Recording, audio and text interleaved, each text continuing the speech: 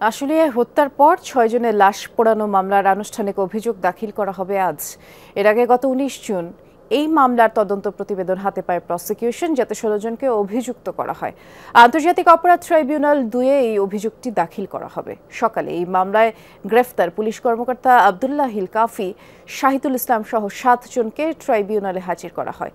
গত বছরের ৫ আগস্ট সাভারের আশুলিয়ায় পুলিশের গুলিতে ৬ জন প্রাণ হারায়।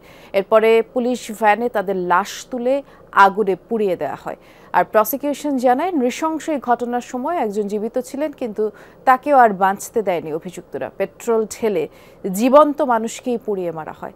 এই ঘটনায় ১১ সেপ্টেম্বর মানবতাবিরোধী অপরাধের অভিযোগ এনে আন্তর্জাতিক ট্রাইব্যুনালে মামলা করা হয়।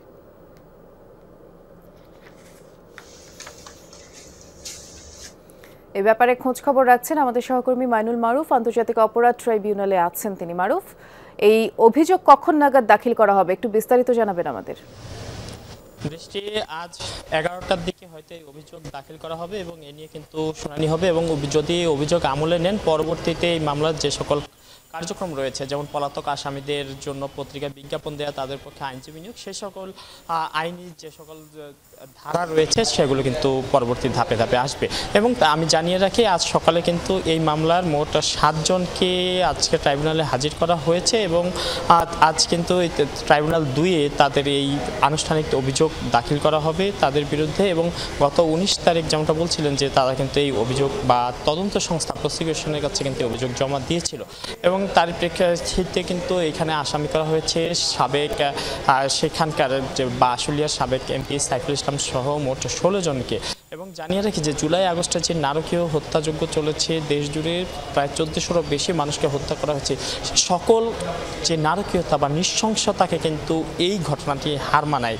যদি বলি, এখানে ৬ জনের লাশ প্রথমে হত্যা করা হয়, পরবর্তীতে তাদের লাশ পুড়িয়ে ফেলা, এবং ট্রাইব্যুনাল প্রসিকিউশন টিম আমাদেরকে জানিয়েছে যখন লাশগুলো পোড়ানো হয় সে সময় কিন্তু একজন জীবিত ছিল, তাকে হাসপাতালে না নিয়ে সেই জীবন্ত মানুষটিকেও কিন্তু পুড়িয়ে মারা হয়। এবং এই নৃশংস ঘটনার যে পর কিন্তু অভিযোগ দাখিল হয় ৫ আগস্টের পর, এবং সেই অভিযোগের প্রেক্ষিতে কিন্তু আমরা দেখেছি যে তদন্ত সংস্থা তদন্ত শেষে অভিযোগ হাতে পেয়েছিল প্রসিকিউশন। আজ সেই প্রতিবেদন ফরমাল চার্জ আকারে ট্রাইব্যুনালে দাখিল করা হবে, এবং আমরা দেখেছি এর আগে বেশ কয়েকটি মামলায় কিন্তু ফরমাল চার্জ দাখিল করা হয়েছে, এবং অভিযোগ গঠনের শুনানিও চলছে ২টি মামলায়।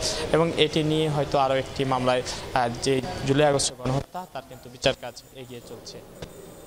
শুনছিলাম আমরা। ধন্যবাদ মারুফ।